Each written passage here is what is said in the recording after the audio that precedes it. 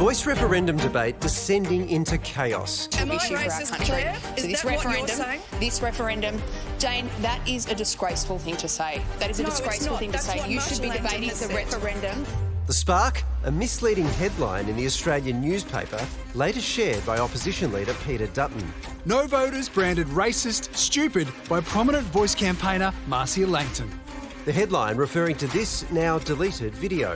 Every time the no case raises one of their arguments, if you start pulling it apart, you get down to base racism. I'm sorry to say it, but that's where it lands.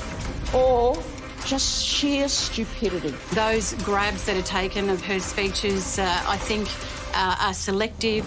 Langton today insisting she did not call voters themselves racist and stupid. I was explaining how the No campaign is using fears and lies to frighten no voters into voting no, and explain exactly how this kind of deceitfulness works. So I certainly was not calling no voters racist. I think Australians are sick and tired of being called racist for having an opinion. It's very clear she was referencing some of, frankly, the appalling material being put into letterboxes, being put on social media.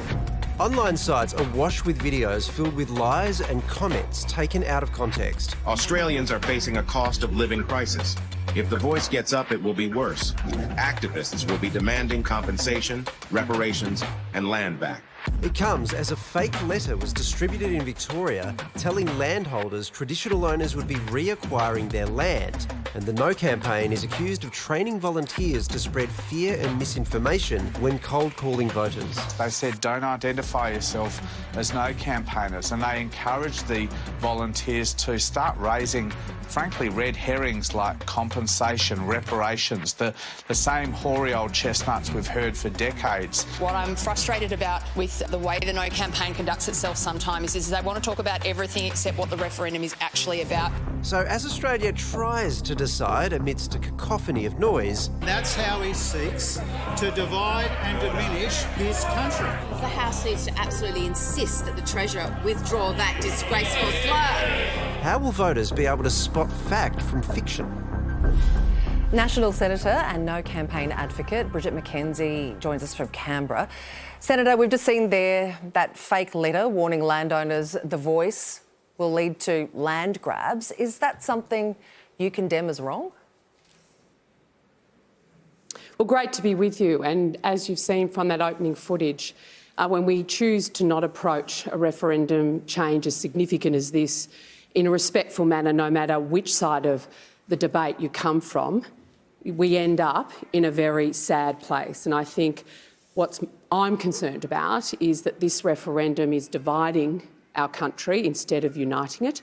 If the Prime Minister decided to put a recognition of our first Australians in our Constitution Senator, as the question. No, but that's not my question. We're talking about this particular letter. That would be 95% yes. Yeah, obviously I don't support misinformation, but I do actually want to make the point that what we heard in that package, that somehow if you've got a question about the referendum, if you don't think that the government's given you enough information about what the Voice will do and how it will be constructed and the types of advice it will provide to executive government, that somehow you're part of a fear campaign, which absolutely isn't true. I mean, these are real concerns that Australians have and rightfully are raising them. And it's not as easy as saying that that means that you're a part of this racist fear campaign. I find that really disingenuous and not true. I agree, and we will get to that in just a moment. We'll get to the Yes campaign. But I just want to talk to the No campaign for a moment. Those leaked phone transcripts we saw where volunteers are being encouraged to tell people that a yes vote, and I'm quoting here, will mean separate laws, separate economies and separate leaders. I mean, that's just not true. Well, the fact is you can't have it both ways. I stayed up in the Senate till nearly 4 o'clock in the morning asking government ministers serious questions about how the Voice would be elected, what types of advice are to be able to give governments, what the impact of that advice to government would be, and they couldn't answer the questions. Now, we asked over 100 questions. So in the absence of actual information from the government, it makes it very easy for people to have put serious and legitimate questions about this. So whilst the government's saying it's not the case, when we came to the legislation in Parliament and asked the questions that people need answered, they didn't have the answers. And so I think the facts remain that this referendum is divisive, the proposition is risky, and it's permanent in our Constitution. And I'm, as you know, a very respectful no. I'm a firm believer in reconciliation and recognition, but I'm not up for changing our Constitution Senator, in this way. I don't mean to interrupt. We're just short on time. I understand the questions you're raising, but on what version of the voice will it mean separate laws, separate economies, separate leaders? It's just not... It doesn't seem... Whatever you think, yes or no, none of that's on the table. So that surely qualifies just as disinformation, doesn't it? Are you prepared to accept that at the very least? Well, I don't accept unfactual information, right? Do you accept that that is unfactual? But the fact that the government has already... Do you accept that that is unfactual? My question...